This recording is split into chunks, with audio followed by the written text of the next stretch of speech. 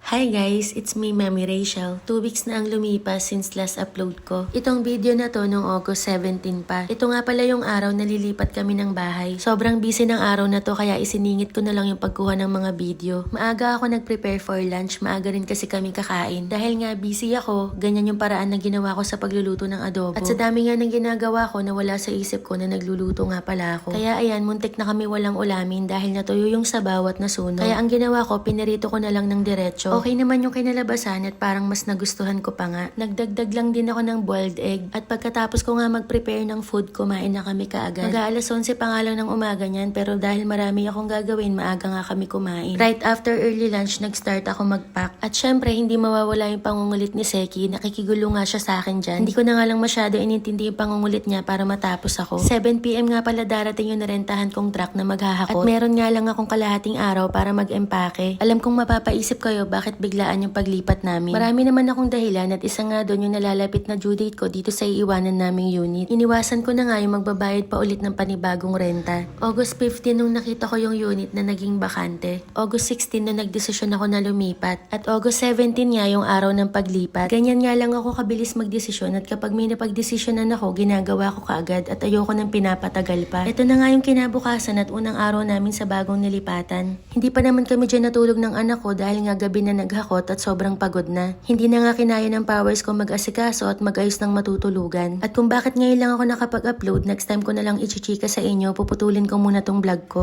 At kung nakaabot po kayo dito, thank you so much po at pakiabangan yung susunod kong vlog.